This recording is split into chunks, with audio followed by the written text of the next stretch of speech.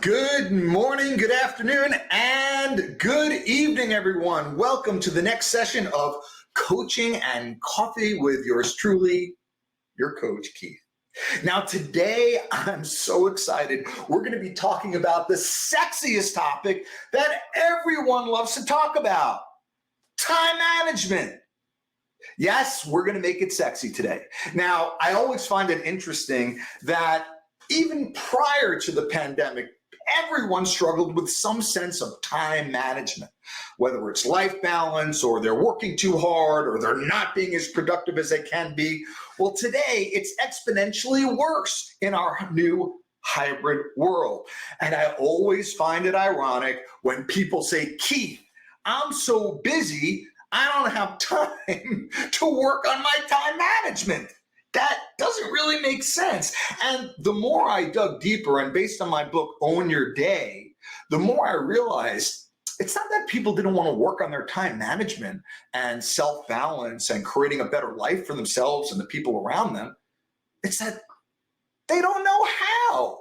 So today, we are going to focus on about 10 or 11 critical time management strategies that are going to allow you to take back your day, protect your time, do more of the things that bring you joy and happiness, and create that thing called balance. And the funny thing is today is that, well, the definition of life balance has changed because balance equals perfect equilibrium, right?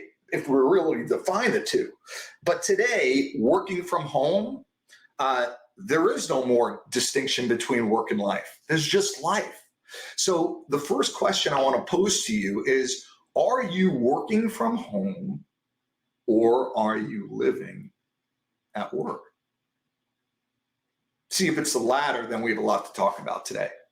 And a couple of things that I want to just put out there before we dive in, just to set expectations. For the first 20 minutes or so, I'm going to be sharing with you some practical strategies to put in front of your line of vision that you've probably never tried before. And of course, many of us might think, oh, Keith, I've tried developing a routine. I've tried managing my time. But, I've that time blocking thing, I always seem to run out of time and it never really worked for me. And then they just give up. And then we wonder why we're living from a place of reaction rather than living from a place of intention. And the number one reason why time management fails is because we need to make a fundamental shift from time management to self-management and to life management. And that's what we're going to dive into today. Because the fact is, what people don't realize is that there are 3 pillars of time management. And this is why people fail at it or they struggle with it. Sure, there's the strategy of time management, but there's also the language of time management and the mindset of time management. Those are the 3 pillars that will allow you to achieve time management mastery. So if you imagine a stool with 3 legs, if one of those legs are missing, the stool will fall and crash. And that's why most people fail at trying to develop a routine. So before I start throwing you a couple of slides, and I certainly don't want to kill you with PowerPoint, I'd like to share a story with you to really, really help position what we're going to be doing today. I remember years ago, I was invited to sit on a panel in one of those Monday morning network events with, about 1,000 business professionals and business owners in the audience. And I was invited to sit on this panel with 2 other professionals. And the moderator, Joe Connolly, who for some of you may know if you're from New York, he was moderating it. And as we went through the morning and the Q&A was progressing, one person raised their hand and asked me a question. And they said, Keith, with all the things that people are doing today, with how busy we are, is it really possible to take control of our day? Is it really possible to develop a routine that really gives us more pleasure and joy? And how do you do that? Well, as a coach, of course, I had to respond with a question.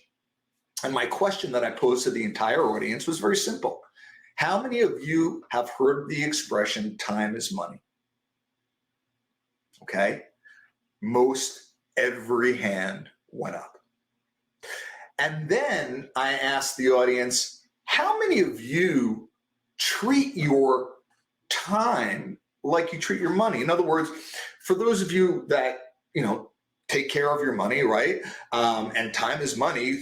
What do we do with our money? We invest it. We have a money manager. We keep it in a portfolio. We in a bank. We manage it ourselves. Keep it under our bed. In some way, shape, or form, I asked the audience, does everyone here manage their money in some way? Everyone's hand went up. And then I asked the question, how many of you manage your money the way you manage your time? In other words, what's your bank of time? Where do you invest your time? And how do you protect it? Said a different way, I asked the audience, how many of you right now have a routine that from the time you wake up in the morning until the time you end your day, you have every specific activity that you need to engage in mapped out consistently throughout your week that will allow you to achieve your goals while keeping your life in balance, health, and harmony? Not one hand went up. You're not alone. So what I'd like to do now, and by the way, before I forget, please make sure you hang out until the end of our session today, because I have a great bonus gift I want to give everyone. Okay, so I'm going to go ahead and share my slides now, and we're going to do about, 20 minutes or so of setting up best practices. And by the way, don't worry about taking notes. I am going to be sharing this slide deck with you when we are done. So let's go ahead and get started. I don't suppose anyone ever here has either thought or said the expression, I don't have time, or I don't have time to do that, or I wish I had more time. I don't suppose anyone out there has ever thought that or said that. Is my sarcasm translating? Good. As a matter of fact, I did some research here. Do you know that the expression, I don't have time, is one of the most common expressions and phrases people use globally? Clearly, this is a global challenge, a global conundrum. So I want to go ahead here and start off by sharing you some rock solid action steps that you can take today that will immediately make an impact on your time and your quality of life. And it all starts with the first tip, which is, what is your time worth? What is the value you put on your time on every hour? Okay, now, before you start doing the math and say, okay, Keith, I make X amount of money every year and I work X amount of hours per day, that's not what I'm asking you here. Don't take it from a literal perspective. Take it from what you feel your time is worth. Is it worth $100 an hour? $1,000 an hour? $500 an hour? Okay? You need to first start with putting a value on your time, because it's going to be very, very difficult then to map out your goals, delegate, and develop a routine, okay? So think about what your time is worth. Let's say you put a value of your time at, I'm making this up, $500 an hour. Now, if I'm using that as a gauge, I can go out and cut my lawn, okay? Or I can hire someone and pay them a lot less money to do it. Well, clearly, if I look at the investment and the opportunity cost, it makes sense for me to delegate that task. Now, of course, if you enjoy gardening like I do and you're outside, that's a whole different story. But use this as a gauge to help add the value that you might not be focusing on how much your time is really worth. Let's keep going. Number 2, okay, you got some field work to do here, everyone. I want you to track your day. I'm going to send you a tracking form. Everyone's going to have this. I want you to track your day. Now, if your Mondays look similar to your Tuesdays, or similar to your Wednesdays, track one day or so. If they look different, I would suggest tracking at least 2 days. Now, I'm talking about from the time you wake up in the morning to the time you end your day. And if you've never done it before, or if you have done it before, I implore you to do it now. Because again, our lives have changed from pre-pandemic to where we are now. Our priorities have changed. Our core values have changed. So what I'd like for you to do is map out over everything you do. And what you're going to find is several things. Number one, there are things you shouldn't be doing. Number two, there are things that are taking longer than you think. Number three, you don't have as much time as you think you do in your day. And I'm sure there are a few other lessons that will be floating around for each of you. Let's now move into our third strategy, and more so, let's get deeper in what I just shared with you for a second. Your calendar is lying to you. When I coach people on time management, just like if there are managers out there watching this, this is a big miss.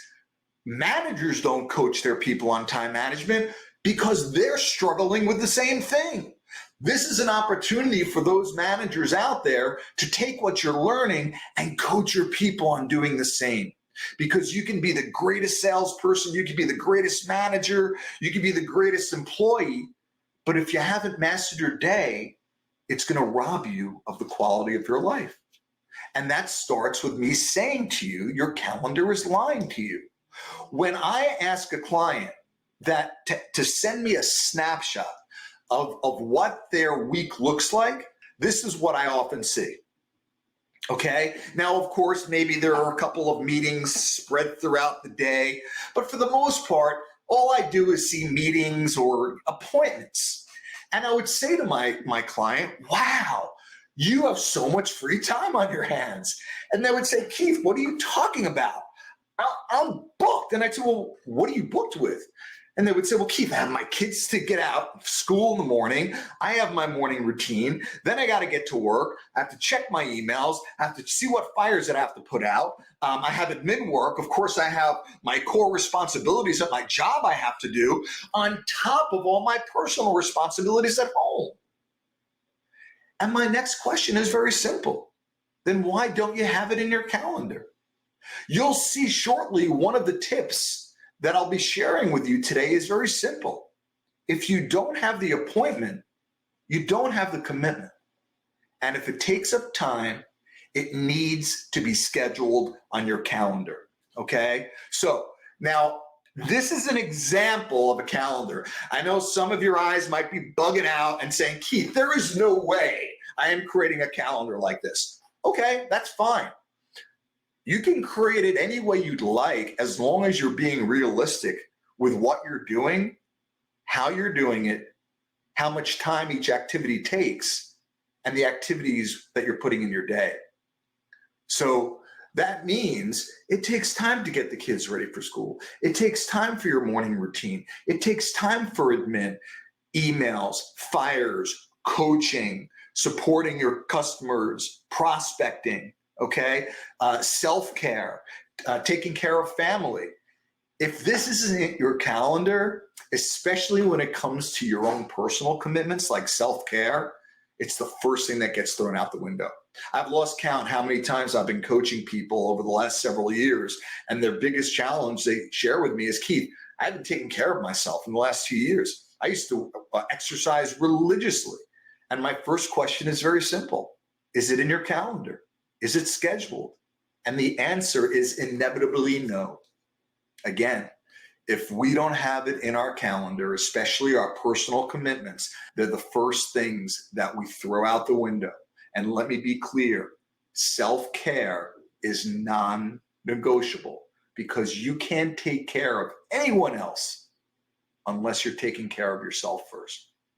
Now, please, if you don't like this program so far and you're ready to leave, don't leave until you hear time mastery moment number 3, because this is the #1 root cause of time and self-management failure.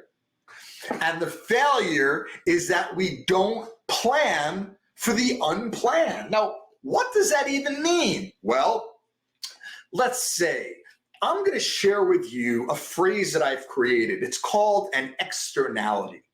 And an externality defined is any external force that shows up in your life that unless you were clairvoyant, could see into the future, or had a crystal ball, you couldn't see it coming. So for example, it could be a burning fire that you need to put out. It could be someone that has a challenge and you need to support them immediately. It could be as you're driving, you get a flat tire. It could be that a meeting is running over. It could be that you have an emergency with one of your employees or customers that you need to handle immediately. These are the things that you're not seeing because you can't plan for it. You don't know when they're going to show up. But can you plan for it? So let's look at a mathematical equation for a second. If an externality is something that flies under your radar and you can't see it unless you had a crystal ball, these externalities are what throws off your day. So I want you to consider something. And this is now, let's start doing a little bit of a mathematical equation here. Let's say you work a 10-hour day. And let's say 3 hours of your day consists of externalities. Again, things you can't see coming, but you have to deal with them. Let's do the math. You have a 10-hour workday. You have 3 hours of externalities. How much time do you really have to schedule throughout your day? 7.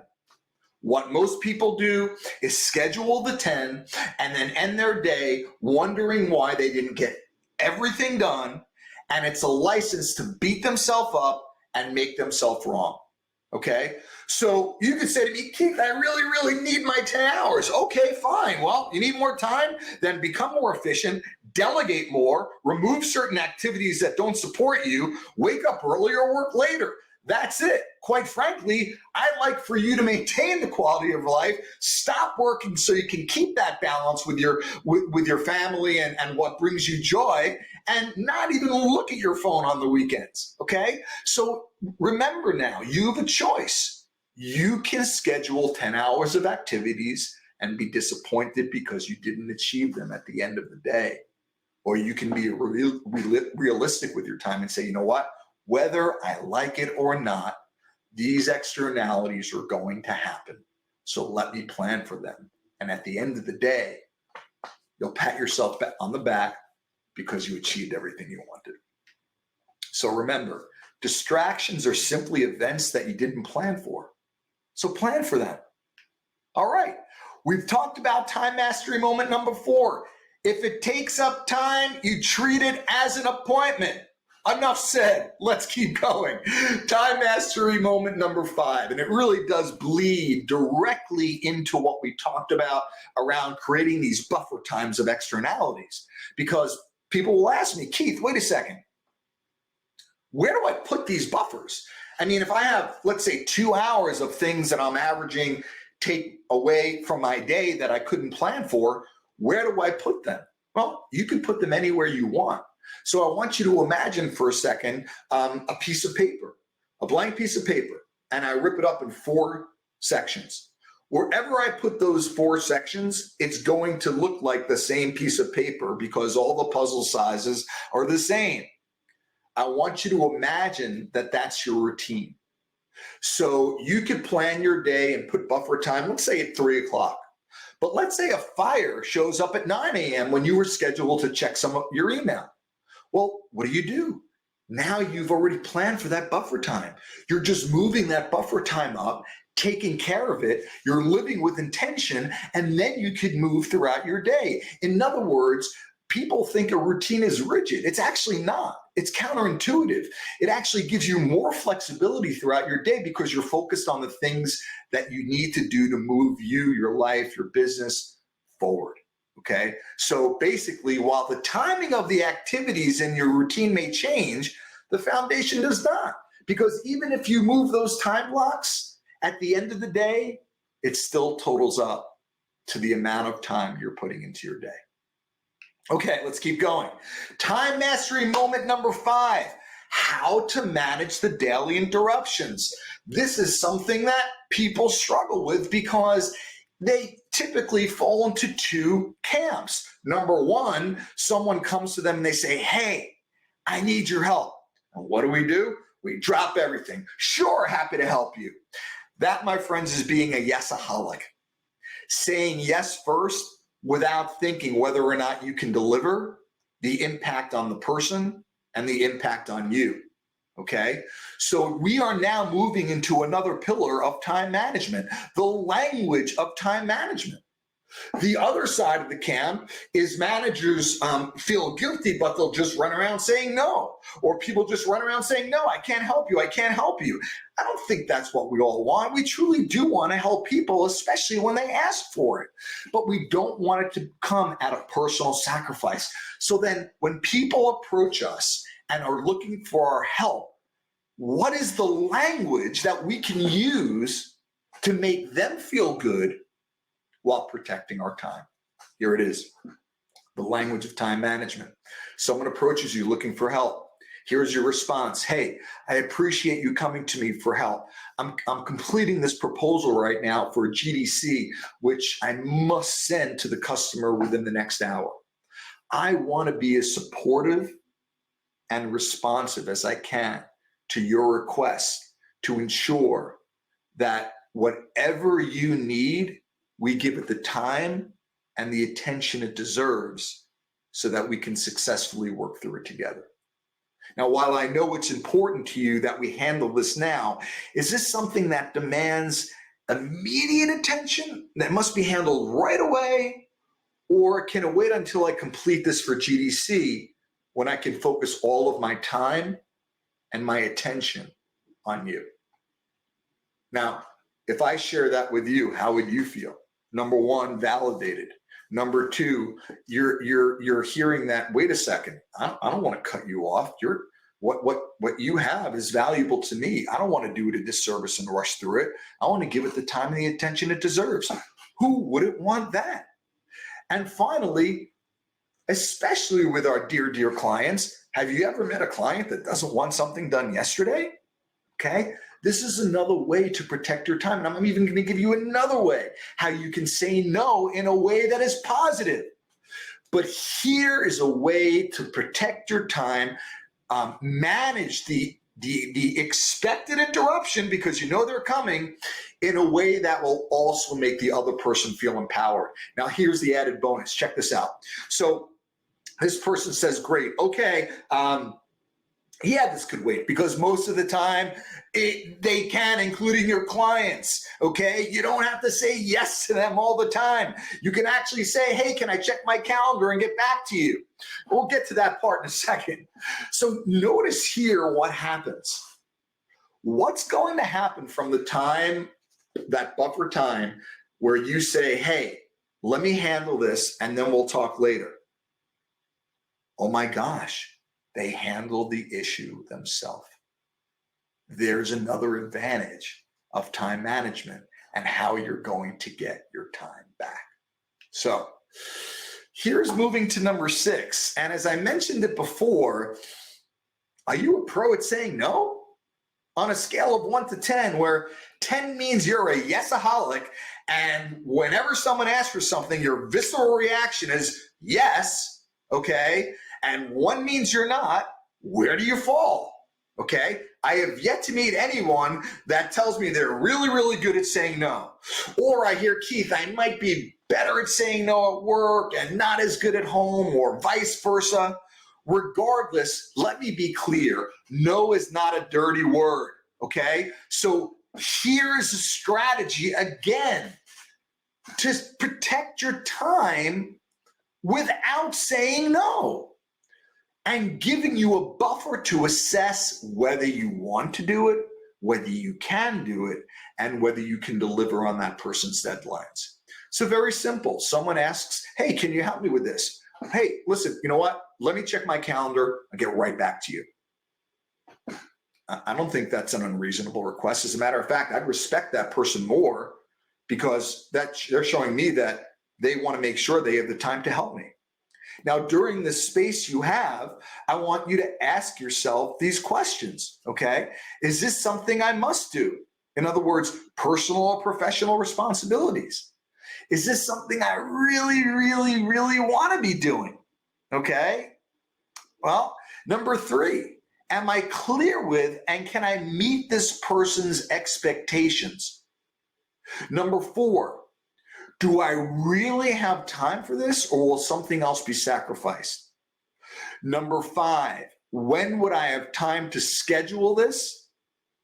And number 6, when could I ensure that I get this done in the absolute worst case scenario? Now you can go back to that person with the realistic commitment that's not going to come at a cost to you. Now, some of you might look at time mastery moment number 7 now and say, well, wait a second, Keith, whoa. You want me to eliminate my to-do list? Okay. Don't disconnect yet. Let me explain. What I want for you is not necessarily to eliminate your to-do list, but have only a few things on your to-do list. Because here's what I find. When I ask people to send me their to-do list, this is what I see. Call customer, finish proposal, set up meeting, go to the gym, pick up kids at school, what else? Change the light bulb, bring the car in to get serviced. All right, now let's take these few things that I mentioned. What's the difference between a to-do and a routine? A to-do is a one-off. A to-do is I'm driving and I get a flat tire. Didn't see that happen. Certainly not something that happens every day. I got to get it fixed. It's a to-do. Okay? God forbid someone gets sick in your family. You can't go to work. Okay? You didn't see it coming. It's not like they're being sick every day. Hopefully, you're staying home. You got to take care of that person. What's another to do? Real simple. I'm sitting in my office. Oh, look, one of my lights blew in my office. That's a to do. I don't know when it's going to happen. It's a one-off. That's what belongs on my to-do list. Things that do not happen in any recurring process whatsoever. So if you look at your to-do list, what are the things that are recurring? Well, emails are recurring. Proposals might be recurring for you. Prospecting might be recurring. Self-care, I truly hope, is recurring. Time with friends and family and loved ones, I hope, is recurring. Okay? Changing a light bulb is not recurring. We don't know when that's going to happen. Okay? But here's an interesting thing. Recurring doesn't mean every day or every week or every month. It could also be recurring every year, as in, do you have a recurring appointment every year for your physical to go to a doctor? Okay? I do. You know what else I have? It might sound silly. I have a recurring appointment twice a year to call John, my gutter guy, to clean out my gutters. Why? Because I don't want to keep it in my head. I'd rather have it as a routine in my calendar. So here is a way to eliminate your to-do list and only make what's on your to-do list a task, not a routine. Now, as I touched on this earlier, I shared with you the 3 pillars of time management. And we have a few minutes left before I open the floor to some questions, and I certainly hope that you're prepared to ask some questions right after I go through the next few tips here. The next tip is about creating a healthy, balanced, and productive remote workspace. And this is something that people truly struggle with. And I find it interesting that when employees come to me and they're struggling, managers coming to me and they're struggling, and their managers are coming to me and they're struggling. In other words, everyone is going through something. Everyone is struggling with how to master life balance and self-management in our new world. And we've talked about the inner game. We've talked about strategy. And now we're going to move into actually another conversation that we need to have, and hear me, with ourselves, with our loved ones, our significant others, with our coworkers, with our clients, and non-negotiable with our employees and our team. Because great companies recognize the need to train managers on new critical conversations with their team and customers that connect people in a deeper, personal, and more meaningful way. Now, I find it fascinating, and I see this. There you are, you're on a conference call. Maybe you're the manager and you're having a one-on-one with one of your directs. And, I'm feel very blessed. This is my office. Welcome to my home. This is my happy place. We've never had the level of exposure into people's lives that we've had today. So there's the manager, and you're having a conference call, and you see the person, they don't have an office. Many people are working in their kitchen or a spare room or even in their bedroom. And there you see one of your employees sitting at the kitchen table, and it looks like they're still wearing the same shirt that they've worn for the last, week, and they look exhausted, and there are dogs and cats running around all over the place, and kids are crying, and it's chaos all over, pounds of paper. As a leader or even as a coworker, are you going to tell me you're going to look at that person and say, hey, great call, I'll talk to you next week? Managers would come to me and say, Keith, I just don't know how to handle that conversation, number one. And even if I did, is it even HR compliant? My friends, the rules have changed, okay? We need to have these deeper conversations. So the conversations that you thought you couldn't have, that are so personal before the pandemic, they are absolutely not only appropriate, but essential to reconnect people to the company, to themselves, and to their responsibilities. One of the things that we're struggling with, and I hear it, is loneliness. As a remote employee, a productive, well-structured routine is essential for maintaining your personal, professional, and mental health, motivation, relationships, and happiness. Now, here's the thing. If you don't know how to do it, this actually becomes a great coaching moment for you to coach others, including yourself. And here's what it can sound like. This is an enrollment statement. For those of you who may have missed my last Coaching and Coffee with Keith, can't even say my name right, tune in to the last tape session, because I talk all about enrollment, setting positive intent, because if you don't, when intentions aren't clear, people default to fear. So how do you position a conversation like this, a deeper, more meaningful conversation, so people understand your positive intent? Now, I'm going to give this to you now. And again, you're going to have this as a template. What I want for you is to maintain the quality of your life, be productive while still honoring the priorities in your life without the sacrifice. And with the extreme change around how we live and work, it's easy to feel isolated and uncertain about the future. I know I've been struggling in certain areas around life balance and time management. Let's put a pause on that. Sideline. Why would I say that? The law of reciprocity. Okay, you want people to be open, honest, transparent, and coachable? It starts with you. Okay, this demonstrates your humanity, your vulnerability in a positive way, and your transparency. To continue, that's why I wanted to discuss how I can best support you in this new environment so you are feeling productive and connected to the team, the company, yourself, your career, your goals, while maintaining a healthy lifestyle. And I'd love to hear how you're managing all the changes as well. Are you open to having this conversation? And here are the questions. And I'm not going to go through every single one because you're going to have these, but just to highlight a few of them. When was the last time you were asked, or you asked yourself, or you asked someone else, hey, walk me through how you're currently managing your day? Can you send me a screenshot of what your weekly routine looks like? Or number 5, how do you set boundaries and expectations with your family when you're working at home to ensure you're productive and not distracted?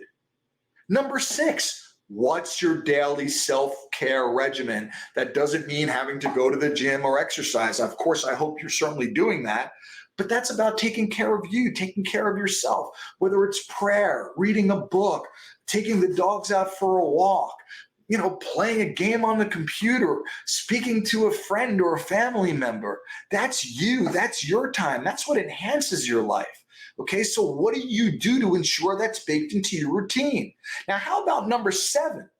Number seven, the billion-dollar question.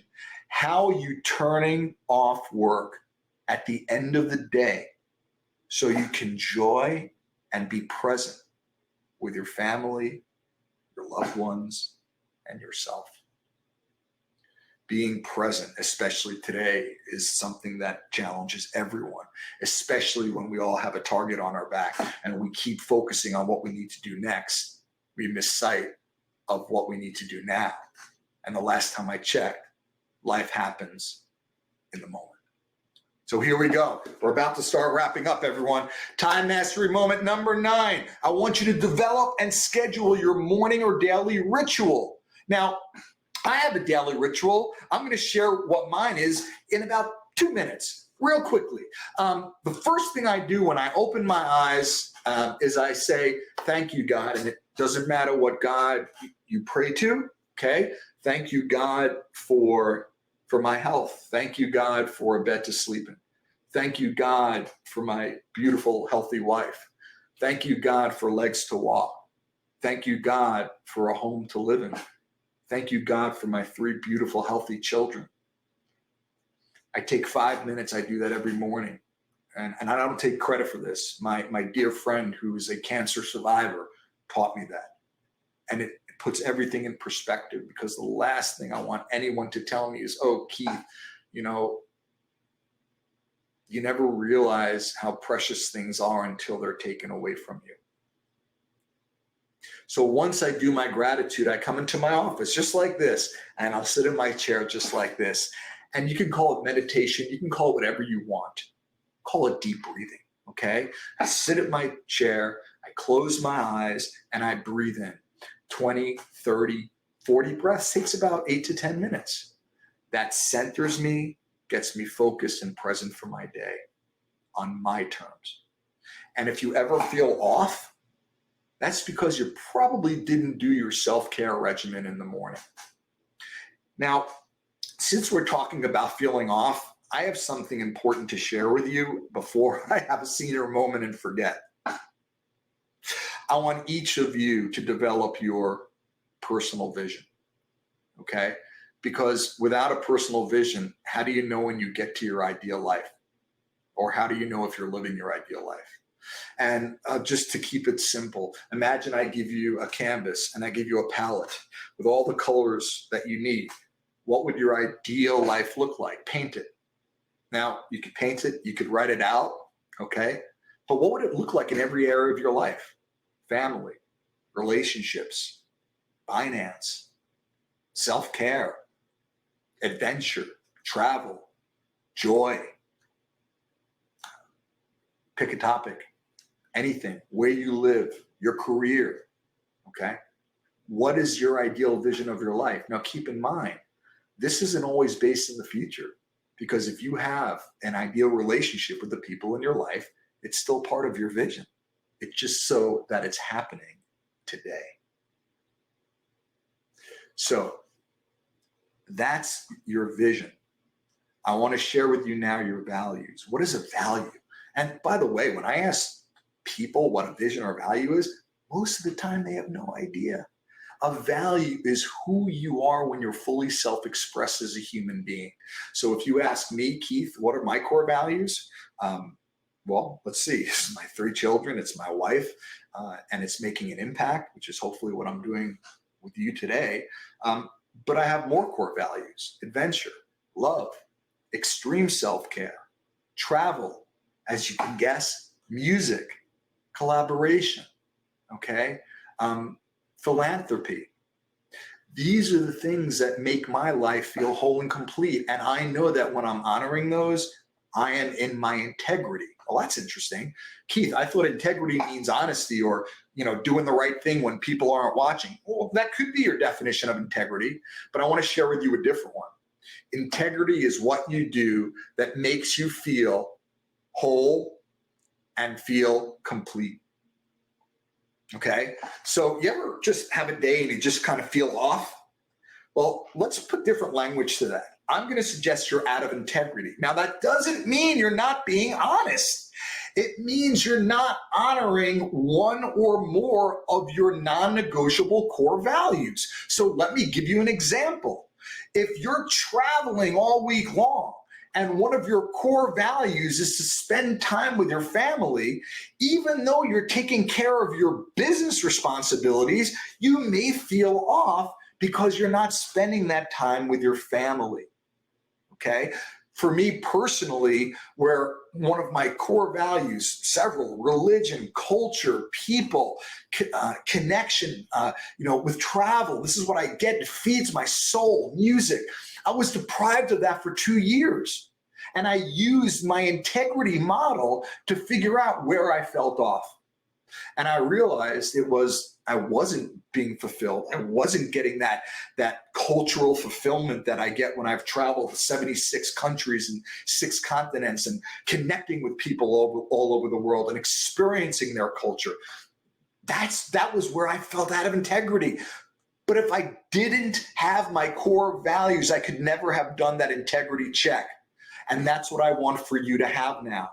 When you have your vision and you have your values clear, and if one day, every day, you feel off, go to your core values and see which ones you're honoring, see which ones you're not, and see what you need to do to get back into your integrity. I think we're down to 1 or 2 more slides, and I'm going to open up the floor to any other questions if I haven't answered them all for you already. Here we go. It's about putting it all together. Okay, I want you now not right this second, but when I send you this document and I send you the blank template, I want you to create the first draft of your routine, okay? And feel free to send it to me. I'd happily take a look at it, okay? And before I forget, let me give you my personal information here. My personal email is keithr@keithrosen.com. My mobile number is 516-231-2774. Please connect with me on LinkedIn so I can support you there, and you can ping me there if you have any questions. And of course, follow me on Twitter because I'm adding new content there every day. And the reason why I'm giving you my personal information is because, like I said, one of my core values is making an impact, and that's non-negotiable. Whether you like it or not, I'm your coach for life. So let's now move into the last time mastery moment. Time to take your routine out for a test drive, everyone. It's time. So take it out, see what you can do. And you might call me and say, Keith, it was a failure. I failed at it. And I'll ask you, well, what do you mean you failed at honoring your routine? And you might say, Keith, I was only able to honor my routine for 5%. Just 5%. And you know what I'm going to tell you? I'm going to say congratulations, because that's 5% more efficient and effective and more balance and harmony that you put into your life than the week before. And then it's 10%. And then it's 15 and 20 and 30 and 50. And by the time you get to about 80% with the bell curve, that's 100%. There's no such thing as a perfect routine. So for all my perfectionist friends out there, do not try to create a perfect routine, because life will get in the way. So if you're at 70 to 80%, you're doing absolutely fantastic, and you have clearly seen an impact on the quality of your life. Keeping in mind, your routine will evolve as your life evolves and as your priorities change, just like our priorities have changed over the last 2 years. So just keep in mind, number one, there's no such thing as a perfect routine. Number two, if you're traveling a lot, you might say, Keith, well, how am I going to honor my routine when I'm traveling? You're not. I have 2 routines. I have the routine when I'm home in the office, and I have a separate travel routine, which is what I would suggest you create, so you don't feel bad and make yourself wrong for not honoring the routine that you have at home. So give it a test drive. Let me know how it works. I'm always here to support you and give you the coaching that you need. So at this point, it looks like some of the questions have come in. I don't see any other questions at this point coming in. So, and I know we're right at time. So I guess we've done a really good job covering time management, giving you the tools and the resources that you need to start creating your ideal life. Now, I know this is sounding more like a presentation. I hope you're walking away with some rock solid tools that you can implement immediately. On the next session of Coaching and Coffee with Keith, I'm going to be taking the last several sessions that I've done, and it'll just be a total open Q&A. Okay, no PowerPoint, just me and you. Come prepared with your questions around anything, and I'm here to coach you through that so you can create the life that you want most. So just a little housekeeping. Remember, if you need me, reach out to me. If you have any questions, reach out to me. I've given you my contact information. Finally, I have a bonus for every single person who's watching this session. Everyone on this session is going to get a free coupon for my time and life mastery course. And I will make sure I pop that in my next post, which will be tomorrow. So you can ping me on the side and say, hey, Keith, can you send me the link? But it's going to be in my post tomorrow, I promise you. And that's about a $200 savings right there. Again, my commitment to you and to your success. There's no reason for any of us to suffer anymore. There's no reason for you to be checking your emails at 7 and 8 o'clock at night or on the weekends. You've let that happen. And if you've allowed that to happen, guess what? You can create the new rules of the game, because we have a very unique opportunity now to redesign our life and protect our time the way we want. So before we wrap up, I just want to say thank you. Thank you for your time. I hope that this actually ignited the fire to actually want to work on your time and see that it's actually possible to create the life you want today. So remember, connect with me on LinkedIn. You have my mobile number, 516-231-2774. Email keithr@keithrosen.com. I'm here for you to support you. You do not have to do this alone. So until our next time, I wish you extreme success. Stay safe, stay healthy. Here's Keith signing off. Bye-bye.